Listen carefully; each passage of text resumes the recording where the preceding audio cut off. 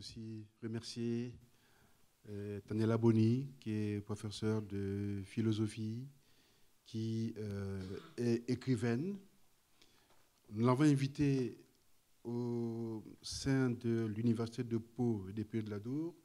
Je me présente, je suis Abel Kouvouama, je suis professeur d'anthropologie et le doyen de la fac de lettres à l'Université de Pau et des Pays de l'Adour.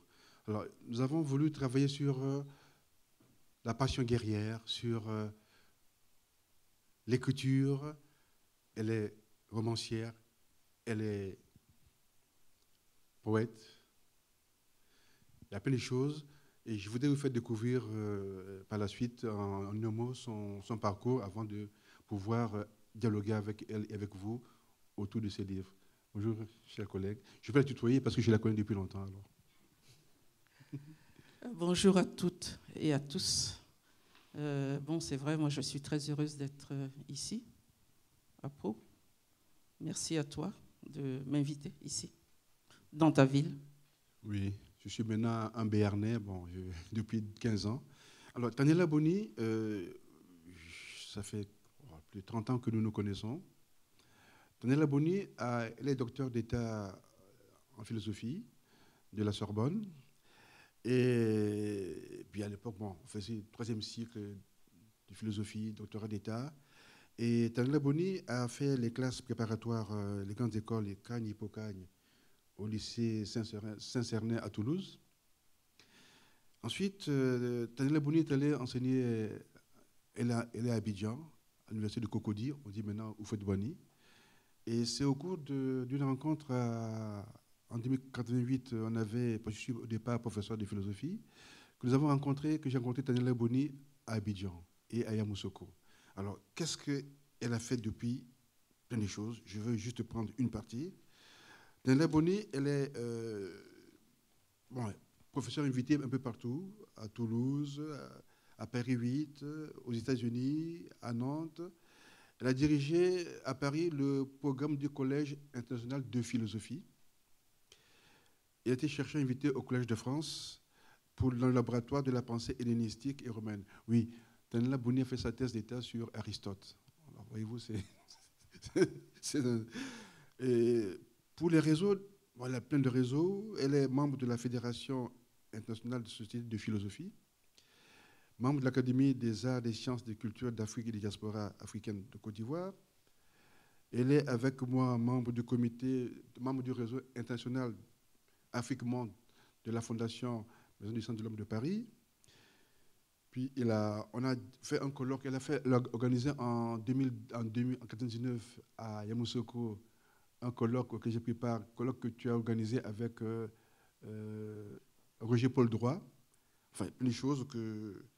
Puis il a beaucoup publié, alors de nombreux ouvrages. On va en parler tout à l'heure. Alors, la première question, puisqu'on a pris comme thème la passion guerrière, la violence guerrière.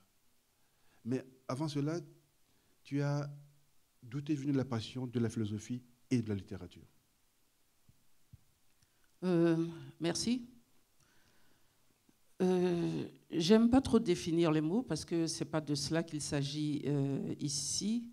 Il s'agit peut-être beaucoup plus simplement de dire ce que les mots me disent, et ce que je peux en retirer aussi par rapport à l'expérience que j'ai du monde.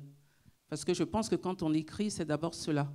C'est une expérience du monde et c'est aussi une expérience de l'altérité. Et à chaque instant, je me pose la question de savoir, mais qui suis-je et qui est aussi la personne qui écrit? Est-ce que c'est la même personne qui est moi et est-ce que c'est celle-là qui écrit? La passion, je pense qu'elle vient vraiment de l'intérieur. C'est quelque chose de très, vraiment, comme on dit, je ne sais pas, il me semble que c'est Augustin qui le dit. C'est vraiment quelque chose, pas seulement intérieur, mais c'est intime. C'est ce qu'il y a de plus intime. Et c'est aussi cette chose qui nous tient en haleine. C'est cette chose aussi qui nous fait souffrir. C'est ça, d'abord, la passion. C'est pour cette raison que certains philosophes, notamment, c'est vrai, je t'avais dit que je ne parlerai pas ici de philosophie. Certains philosophes, par exemple, comme Descartes, pensent que parmi les passions, il y a d'abord, évidemment, la passion amoureuse. C'est vrai, de la passion amoureuse, on peut en parler, et en parler même longuement, mais ce n'est pas de cela que nous, ce n'est pas cela notre sujet aujourd'hui. Qu'est-ce que la passion fait de nous? Qu'est-ce que la passion aussi fait à l'autre dans notre monde? Je pense que c'est de cela que nous allons parler ici. Et aussi, je dirais que c'est aussi pour cette raison que j'écris. Moi, j'écris parce que je suis habité. J'aime bien ce mot, habité. Et c'est Platon qui nous parle des désirs comme justement état de possession. Je suis habité. Voilà, passionné, c'est ça. Je suis habité.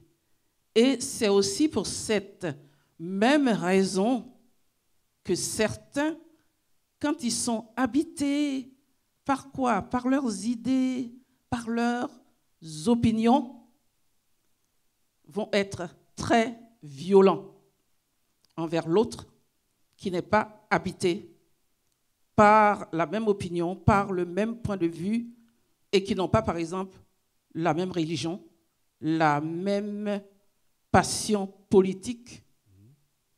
Oui, parce que c'est aussi de cela que je parle dans mes livres, de cette passion politique qu'il y a en Afrique aujourd'hui, que je vois tout autour de moi, et j'ai envie d'écrire.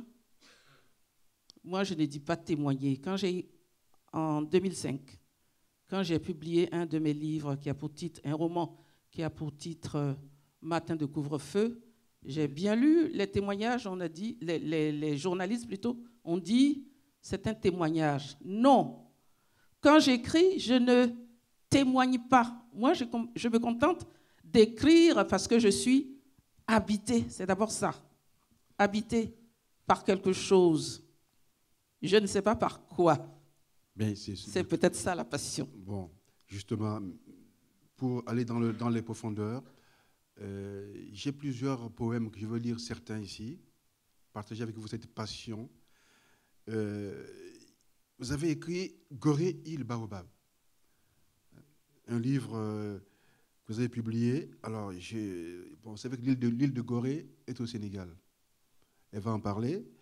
L'île de Gorée, c'est l'île à partir de laquelle les esclaves étaient envoyés dans les Amériques. C'est devenu un lieu,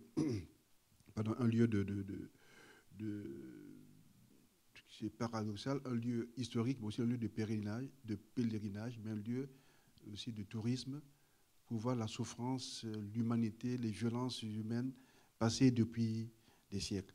Alors, j'ai lu des passages. Ce livre a été écrit en 2004. Alors, juste un passage. Un chat miaule en pleine nuit sur le pas de ma porte. Il hurle à mort, ténèbres et malheur du monde. Le chat raconte à la nuit sans lune le songe des puissants qui croient réduire l'homme en poussière, rien que cendre et poussière, à répandre comme un sang dans le lointain désert. Et le chat fait le tour de l'île en parole, griot de nuit, chantant la seule passion des temps présents. Laisser la chaleur, briser la chaleur des âmes, se donner le droit de tuer, déchiqueter le corps des autres et le réduire en bruit. Seule passion des hommes au cœur des sables. Alors, peux-tu me dire, bon, c'est publié, alors ce livre a été publié en 2004 à Limoges et à Québec, et avec le concours du Conseil régional du Limousin. Peux-tu me dire, s'il te plaît, comment et quelles sont les circonstances qui t'ont permis d'écrire ce livre, Gorée, île Baobab? Oui, d'abord les circonstances, et puis je pense que je dirais aussi un mot du titre. Vous savez, en 2003, la Côte d'Ivoire était, moi je dis toujours en pleine guerre, parce que c'est vrai que s'agissant, pour ceux qui connaissent l'histoire récente de la Côte d'Ivoire, on dit crise politique, on dit trouble, on a dit bon, beaucoup de choses. Moi, je parle de guerre et je sais de quoi je parle. Donc, en 2003, la Côte d'Ivoire est en guerre. C'est très difficile donc de rester chez soi. Il y a beaucoup de gens qui quittent leur maison, par exemple dans la ville d'Abidjan, pour aller habiter à l'autre bout de la ville. Je l'ai fait à un moment donné. Et c'est au moment où j'habitais à l'autre bout de la ville que m'est parvenue une invitation de quelques collègues pour aller à Dakar, participer à un colloque de philosophie à l'université Cheikh Anta Diop, donc de Dakar, mais aussi à l'université Gaston Berger de Saint-Louis du Sénégal. Nous allons donc à ce colloque, nous débattons, c'est-à-dire, bon, effectivement, je suis avec mes collègues, tout va bien, je veux bien oublier tout ce qui se passe en Côte d'Ivoire. Et puis, après ce colloque, un poète, je le nomme, oui, il faut que je le nomme quand même, Amadou Lamine Sall, qui organise un festival de poésie, me dit, bon, ben, tu es là, on organise le festival, il faut que tu sois présente cette année à notre festival.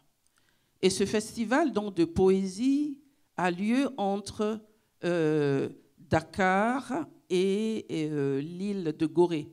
C'est-à-dire que nous venons faire les lectures à Dakar et le soir, nous allons à l'île de Gorée. Il est même arrivé un jour où nous sommes allés, je dirais, en pèlerinage chez Senghor, c'est-à-dire à Joal. Donc, après ce très beau festival de poésie, j'ai dit donc au poète organisateur, moi je vais rester là, je ne rentre pas en Côte d'Ivoire. De toute façon, à ce moment-là, il y avait les armes, et pas que les armes. C'était la période, on a oublié tout cela, et je crois que justement, quand on écrit, c'est aussi pour cela, pour ne pas oublier les expériences. Donc, c'était l'époque, et je pèse mes mots, des escadrons de la mort en Côte d'Ivoire. Tout le monde l'a oublié, mais pas nous, pas des gens comme moi. Moi, je ne l'ai pas oublié. Donc, je reste à Gorée, et donc je suis dans une auberge, et c'est à partir de cette auberge-là que j'entends les bruits du monde. J'entends les bruits de Côte d'Ivoire, j'entends aussi des bruits un peu plus lointains, parce que c'était aussi la période où il y avait une guerre en Irak par un certain Bush. Donc tout cela, j'entends. Et l'un des personnages qui m'apportait aussi les nouvelles du monde, c'était un chat. Dans ce livre, il y a ce chat. Il y a aussi l'âne dont je parle. Il y a aussi des arbres, par exemple le tamarinier. Et évidemment, il y a aussi le baobab, d'où le titre Gorée, île baobab. Parce que vous le savez sans doute, le baobab, c'est un arbre sacré, et je parle de tout cela là, dans ce livre. C'est un arbre sacré, un arbre séculaire, un arbre qui donne tout des racines jusqu'aux feuilles. C'est de tout cela que je parle. Le chat me protégeait la nuit, disons-le comme ça. Et pendant ces nuits, je ne dormais pas. Voilà encore la passion. Je ne dormais pas, j'écrivais, parce que ce texte, je l'ai écrit en une semaine, pour parler justement des passions, je dirais, dévorantes. Qu'est-ce qui dévore le monde au même moment, dans mon pays et un peu plus loin dans le monde? C'est pour cela que dans ce recueil de poèmes, de temps en temps, on entend Bagdad, on entend aussi Marines, on entend beaucoup de choses, et c'est vrai que le contexte permet de dire ce qui se passe à ce moment-là.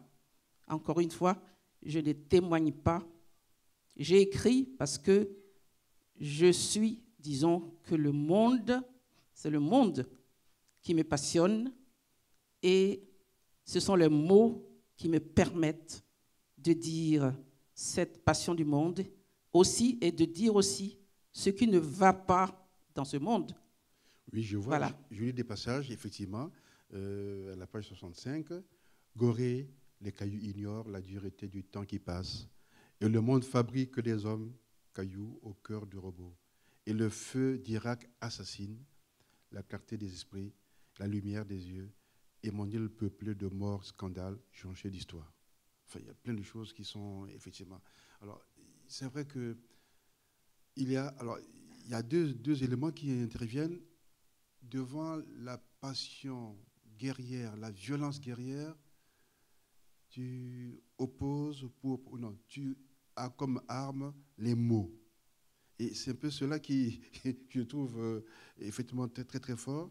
Et il y a des choses à dire par rapport à cela. Alors, j'aimerais bien, effectivement, si tu me le permets, ou bien je le dirai plus tard, tu écris, la prochaine, mais tu écris en tant que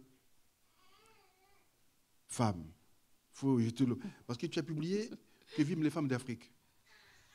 Alors, peux-tu me dire, avant que je lise quelques passages, comment tu en es arrivé à Que vivent les femmes d'Afrique? Parce que quelque part, est-ce que c'était quand tu étais à Genève ou bien quand tu étais en Afrique? Et tu parles quelque part de femmes, viol des femmes et femmes en guerre. Peux-tu me dire un mot sur cette violence qui touche les femmes en guerre? Oui, je commence par la fin, je vais dire Que vivent les femmes d'Afrique. C'est un livre qui m'a longtemps habité parce que quand on est une femme, ou bien quand on pense être une femme, on sait qu'on est différent. On est différent, par exemple, et ça, on le sait tout de suite, je vais dire toute petite fille. Bon, je sais que je ne ressemble pas à mon frère, je sais que c'est différent. Je sais que, bon, en famille, il y a les femmes d'un côté, il y a d'abord la mère qui est là, même quand elle a des enfants, garçons et filles, elle n'a pas les mêmes rapports avec les garçons et avec les filles. Donc, dès qu'on est, on sait qu'on est une fille. Et de ce point de vue, j'ai eu à écrire, je pense que je l'ai écrit dans ce livre, mais aussi ailleurs. J'ai dit, Simone de Beauvoir nous a dit qu'on ne naît pas femme, on le devient. Mais dans ma culture, je sais qu'on est femme. On est femme et on le devient. Parce que c'est vrai, on peut naître femme et ne pas devenir une femme. C'est tout autre chose. Devenir une femme, c'est tout autre chose. Je nais femme d'abord, effectivement, biologiquement, mais aussi par la culture. Dès qu'une femme accouche, il y a toujours quelqu'un à côté, de préférence une matrone ou une autre femme, qui lui dit à celle qui vient d'accoucher, c'est une fille ou bien c'est un garçon. Il n'y a pas de demi-mesure. Et je pense que c'est là, on vous inculque d'abord, dès la première minute, on vous inculque cela dans la tête. Vous êtes une fille ou vous êtes un garçon. Et ça continue, évidemment, par la culture, ainsi de suite. Deuxièmement, être une femme, je vais dire, devenir une femme, ce n'est pas aussi simple que cela.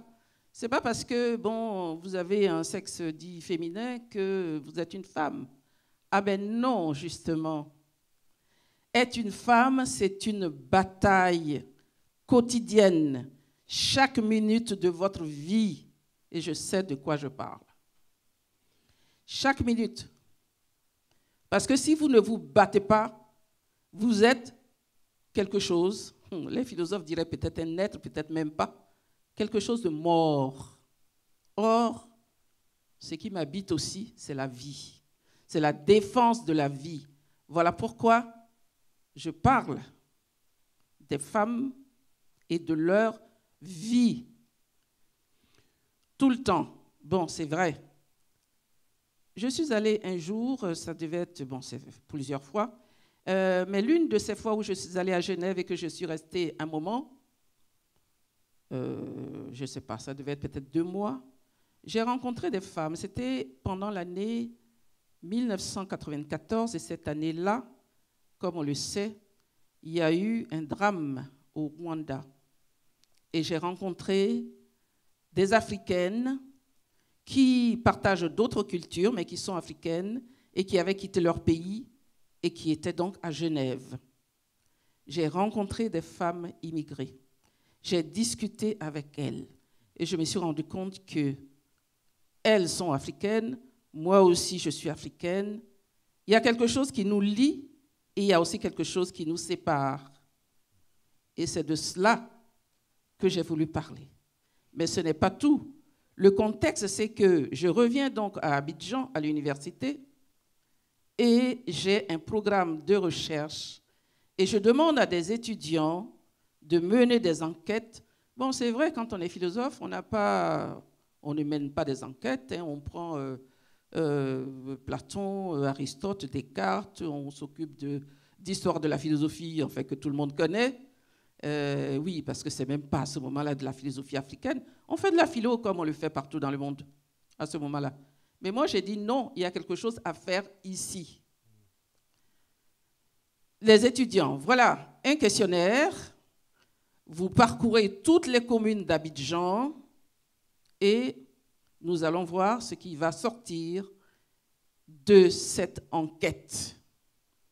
Ça, c'était en 1997. Bon, et puis j'ai eu les résultats, et ainsi de suite. Et le monde a continué à tourner.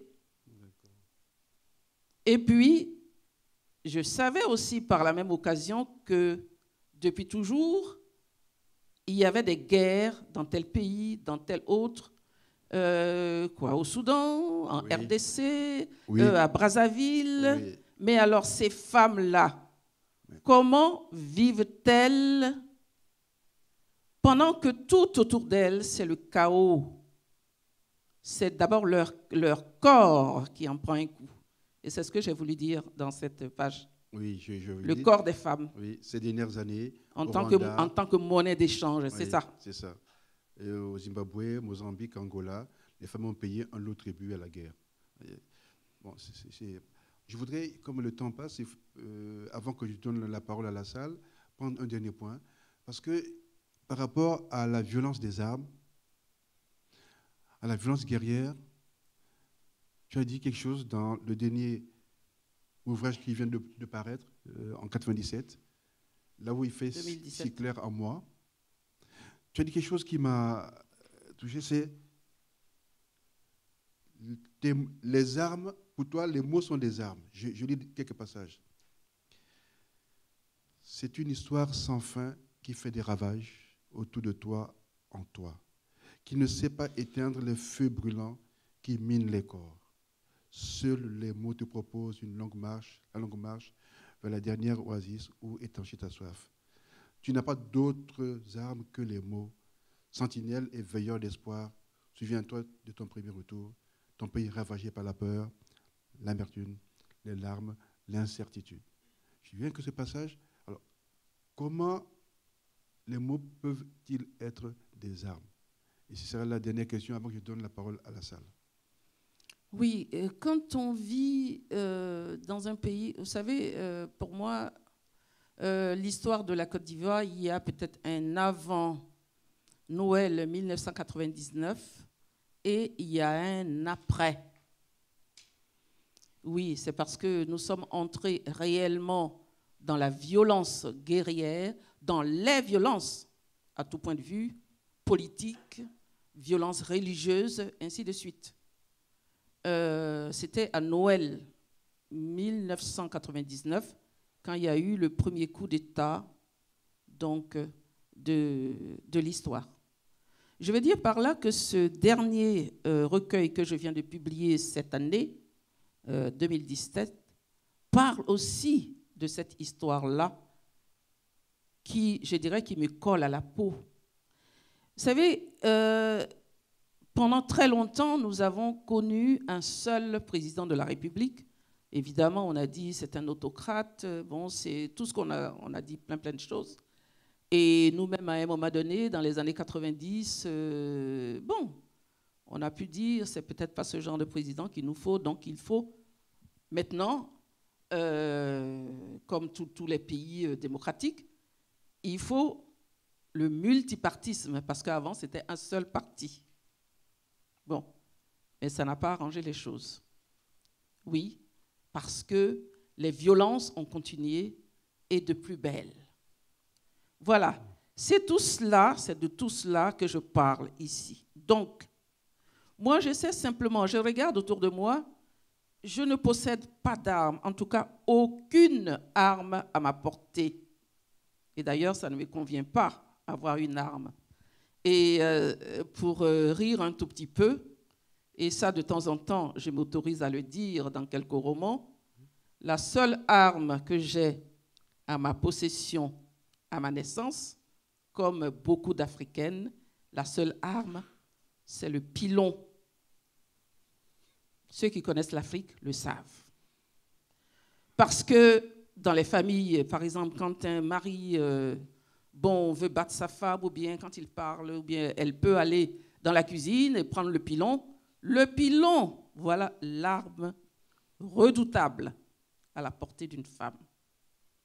Or, ça aussi je l'ai dit, moi j'ai écrit pour sortir, d'abord pour explorer la cuisine, je l'ai dit quelque part, mais aussi pour sortir de la cuisine, parce que je parle de monde. Alors, pour sortir de la cuisine, qu'est-ce que j'ai à ma portée? Une seule chose, la plume. La plume, donc, est cette arme. D'autant plus que, c'est vrai, un détail tout à fait personnel, quand j'étais petite, je ne parlais pas. De temps en temps, je le dis, entre les mots, je ne parlais pas, je vivais, je pense, dans un silence intégral. Bon, ça c'est une très longue histoire que je ne vais pas raconter ici. Donc,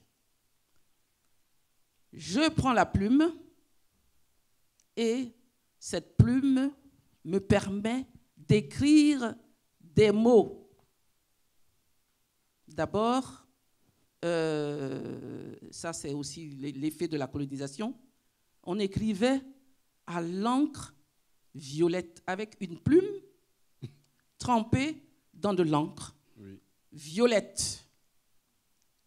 En tout cas, en Afrique, ça, on le sait. Les pleins et déliés. Voilà.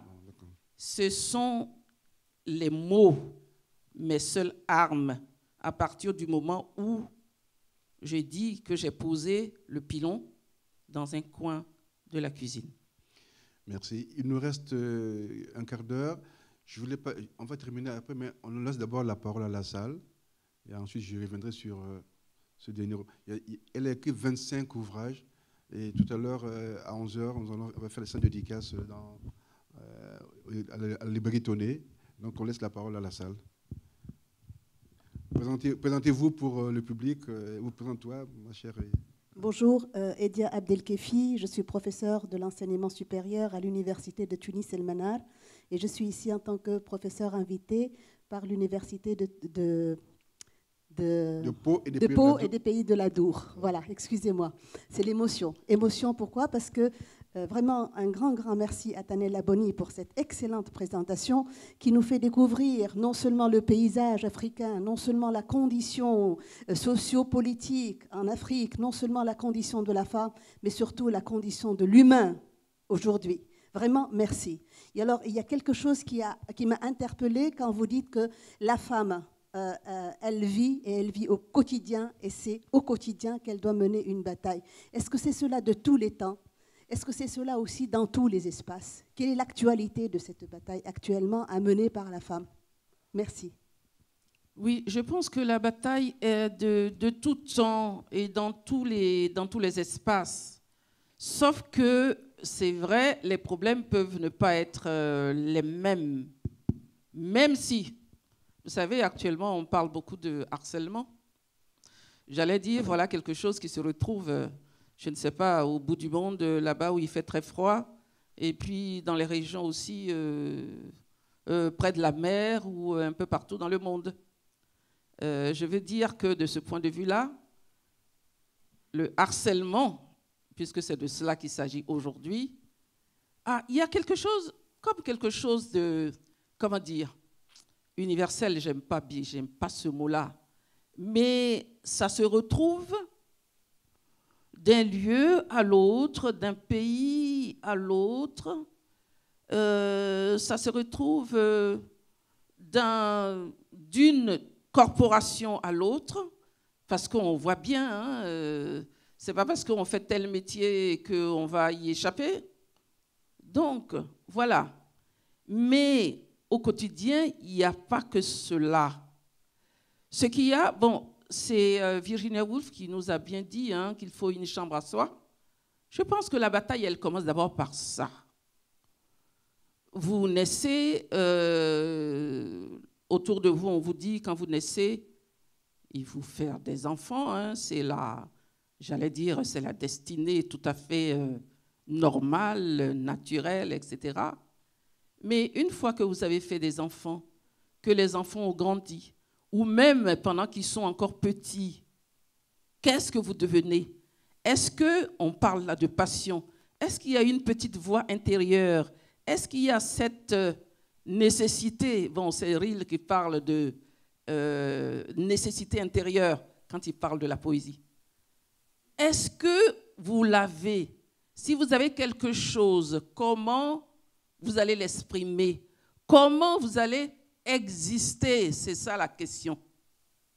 Je pense que dans tous les pays du monde et partout, les femmes se battent simplement pour exister d'une manière ou d'une autre. Oui, c'est vrai qu'on a perdu une anthropologue qui s'est beaucoup battue pour cette cause, qui était au Collège de France, notre aînée. Et c'est Françoise Héritier qui était toujours au combat. Et donc on va lui rendre un hommage d'ici peu au Collège de France quand tout sera prêt. D'autres questions?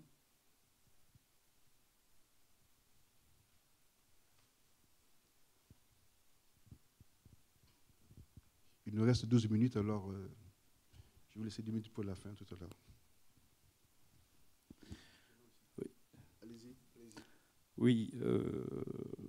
Présentez-vous pour le public. Christophe, je suis enseignant et poète aussi, pour avoir publié un recueil de poésie qui avait reçu un prix à l'UNESCO et qui traite justement de cette question fondamentale, humaine aussi, qui est la violence, qui est la passion guerrière. Et je félicite votre intervention, combien louable, et touchant, poignant. Et pour avoir vécu personnellement 3 conflits armés au Congo-Brazzaville, les émeutes de 92-93, plus violent encore 97, et encore plus barbare, monstrueux, en 98-99, je sais de quoi vous parlez. Et est-ce que la passion, quand on parle de passion, c'est Jean-Jacques Rousseau qui disait que rien de grand ne se fait sans passion. En temps de guerre, est-ce qu'on peut se dire que finalement, ceux qui font la guerre se perdent dans leur passion sans retrouver l'autre? Est-ce que on peut se dire qu'ils se perdent dans la passion sans retrouver l'autre? Et est-ce qu'on peut aussi se poser la question à savoir si finalement toute passion est passion de l'autre? Est-ce que ces gens, que ce soit les miliciens, moi j'en ai connu, les miliciens, que ce soit des militaires, que ce soit d'ailleurs les dirigeants, est-ce que leur passion violente, leur passion destructrice, leur passion monstrueuse, leur passion barbare, est-ce que ce n'est pas, au fond, une passion de l'autre, dans la mesure où l'on sait que quelquefois, il y a des gens qui ont été tout simplement influencés à la base. Les influences, on sait que même quelquefois, hein, c'est positif, quelquefois c'est négatif. On a vu comment est-ce que Hitler était influencé d'ailleurs par des thèses d'Arthur Gébaud, comment est-ce que Senghor, Oui. par exemple, a été influencé par les thèses de Léon Frobenius. Oui, peut-être que vous me laissez répondre, parce que comme je vois le temps passer. Ouais. Je l'ai écrit quelque part, je pense que ce n'est pas encore publié. Je disais quelque chose comme ceci. Ceux qui provoquent les guerres ne savent pas ce qu'ils font. Oui, ils ne savent pas. Pour la bonne raison que quand on fait la guerre, on détruit l'autre. Parce qu'on a des convictions, on est soi-même passionné, on pense qu'on a la vérité avec un grand V, et que c'est l'autre qui est dans l'erreur, l'autre ne sait pas ce qu'il fait. Mais quand on fait la guerre, c'est parce qu'on s'aime soi-même, on s'aime tellement qu'on veut faire table rase autour de soi. Et quand on fait table rase autour de soi, on a peut-être détruit tout ce qu'il y a autour de soi. Le monde, je vais dire d'abord, à commencer par les familles. Ce sont des hommes, des femmes, c'est l'humain qu'on attaque. C'est ça. Et il n'y a pas que l'humain. Souvent, on l'oublie. Il y a la nature, il y a tout. C'est le chaos. Alors, est-ce que la passion dévorante qui provoque donc la destruction autour de soi, est-ce que ce serait une bonne chose?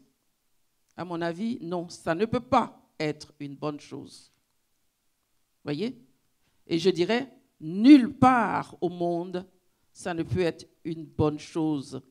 Mais seulement, comme on le sait, il y a des théoriciens qui vont vous dire, bon, évidemment, hein, nous, on est violents parce que c'est une lutte pour la vie. C'est ça. On se défend. On se défend par la violence. On se défend parce que, c'est vrai, si quelqu'un me marche sur les pieds, je ne dirais pas comme le très illustre, bon, on m'a giflé et puis, bon, je tends l'autre joue. Qu'est-ce qu'on fait aujourd'hui? Quelqu'un me marche sur les pieds ou me gifle, je vais chercher à le gifler. Bon, nous sommes à égalité. Mais est-ce que quand nous sommes à égalité, est-ce que ça fait avancer le monde? Est-ce qu'on a peut-être assouvi ses propres passions, mais en même temps, on a détruit quelque chose? Qu'est-ce qu'on a détruit? C'est la rencontre avec l'autre qu'on a détruit à ce moment-là. Enfin, du moins, c'est ce que je crois et c'est ce que je pense. Il y avait une dernière question tout à l'heure. C'était pas... D'accord. Ah, ici. Bon. On va vous prendre. Il ne reste plus que 6 minutes, alors je suis obligé de... Je vais être assez rapide. J'ai voyagé pendant une douzaine d'années en Afrique, dans différents pays, mais j'ai toujours eu un peu le sentiment de dissocier ce qui se passait, les communautés dans les villes, de ce que je voyais quand j'étais dans ce que j'appelle en brousse. Et j'ai eu cette expérience de conjuration pratiquement de la violence par des choses, tout au moins un acte que j'ai vu en marchant sur beaucoup de pistes. C'est que quand deux hommes se croisaient, j'ai fait ça pendant j'allais dire presque des centaines de kilomètres à pied. Et ce que j'ai constaté, c'est que les gens, quand un homme croisait un autre homme, il se saluait, il demandait des nouvelles de son père, de sa mère. Ils se connaissaient ou ne se connaissaient pas. Je pense qu'ils ne se connaissaient pas. Mais ils avaient une façon de conjurer la violence, j'allais dire presque au quotidien, par cet aspect-là. Et je me suis rendu compte aussi, c'est que partout où j'ai été, il y a eu des contacts qui étaient par rapport à ce qu'on appelle les cases au palabre, hein, ou les arbres au palabre, un endroit. Il y avait toujours cette notion de dire on va discuter. On va discuter. Alors cette violence-là, c'était la violence. Elle était conjurée pour moi par cet aspect de quotidien et la parole. La parole existait énormément. Alors bon, j'ai moins d'expérience sur les villes, mais j'ai vu ça d'une manière constante dans les voyages que nous avons faits, ma femme et moi. Merci. Oui, juste un mot, c'est juste un commentaire. Oui, je pense que le bonjour, c'est peut-être la meilleure manière de tisser des liens. Et voilà une expression que j'aime beaucoup. Tisser des liens. Et ça commence par le bonjour, simplement. Merci. Il me reste 4 minutes. On peut déborder? Non? Non. Oui. Allez-y vite. Alors, bonjour. Présentez-vous. Ah oui, j'ai oublié de demander. Je suis doctorante inscrite à l'université Tunis El Manar et en co-tutelle à l'université de Pau et des Pays de l'Adour. Et j'ai eu la chance de vous rencontrer, madame, lors d'une conférence à l'université. Je dois dire que votre engagement envers ce combat des femmes me passionne et me donne vraiment envie de lire vos livres. Mais voilà, je voulais vous poser une question. Comme je travaille sur la banlieue, je voulais savoir si le sens de ce combat change quand ces femmes quittent leur territoire, quand ils vont dans un ailleurs. Voilà. Oui, comme je l'ai dit tout à l'heure, quand on est chez soi, il y a un certain nombre d'urgences, disons-le comme ça. Quand on sort de chez soi, il y a aussi d'autres urgences. Et j'allais dire, à ce moment-là, il y a peut-être un parcours de combattante. C'est ça. Quand on n'est plus chez soi, on se demande si réellement on a un endroit où on peut se poser. Et je pèse bien mes mots. Se poser quelque part. Est-ce que je trouve un endroit où je peux être enraciné? Bon, c'est vrai que ce n'est pas un mot très heureux, enraciné, mais comme je le dis souvent, moi je le prends, ce mot-là, je le prends chez la philosophe Simone Weil, qui parle d'enracinement. Parce que si vous êtes enraciné, ça veut dire que vous n'êtes plus seul quelque part. Vous n'êtes plus seul, même si vous n'êtes pas dans votre pays, vous n'êtes plus seul. Vous savez où vous êtes. Or, je sais, le pire pour une femme qui quitte son pays, très souvent, c'est de comprendre à un moment donné qu'elle est peut-être toute seule. C'est comme s'il n'y avait plus de famille, il n'y avait plus d'amis, il n'y avait plus de pays, il n'y avait plus rien. C'est le pire. Et je sais que ça peut arriver. Voilà. Je n'ai pas dit tout à l'heure que Tanella Boni a eu plusieurs prix. J'en cite quelques-uns. En 2017, prix d'excellence pour l'ensemble de l'œuvre littéraire à Abidjan. En 2016, prix du Jasmin d'argent à Agen pour l'ensemble de l'œuvre poétique. En 2010, prix Nouvelle Pléiade pour mention Gaston Miron, l'ensemble de l'œuvre poétique à Paris. À Alger, 2009, prix du magazine Continental, dans la catégorie Alger, des auteurs. Et prix international de poésie Antonio Victorieux à Paris. Et prix Amadou Kourouma en 2005 à Genève. J'en passe. Et je voudrais dire qu'on n'a pas de la passion, de la violence guerrière, de la passion mortifère. En fait, c'est pour célébrer la paix. Parce que à Yamoussoukro, en 1989, se tenait le congrès international sur la paix dans l'esprit des hommes de l'UNESCO. Il y avait cette devise: la paix est avant tout la fin des conflits armés. La paix, ce n'est pas que l'absence de guerre. La paix est un comportement, une adhésion aux valeurs de justice, de liberté, d'égalité parmi les humains. la paix est incompatible avec la pauvreté. Tout cela, c'est sur le site de l'UNESCO. C'était Federico Mayor qui, à l'époque, dirigeait l'UNESCO. Et pour terminer, aussi, avant que je remercie Tanela Boni, c'est que ce qui est au fondement de l'UNESCO à l'époque, en 1946, à partir des philosophes Kant et Spinoza, les guerres prenant naissance dans l'esprit des hommes, c'est dans l'esprit des hommes qu'il faut élever des murs pour la défense de la paix. Et Tanela Boni, depuis longtemps, se bat pour à la fois la dignité des femmes et c'est pour la paix, puisqu'on a organisé l'année dernière un colloque à Abidjan sur les politiques de dignité, et où j'ai participé avec d'autres collègues philosophes du monde international. Je voudrais vous remercier. M. Tanela Boni, lui laisser le dernier mot pour quelques secondes qui restent.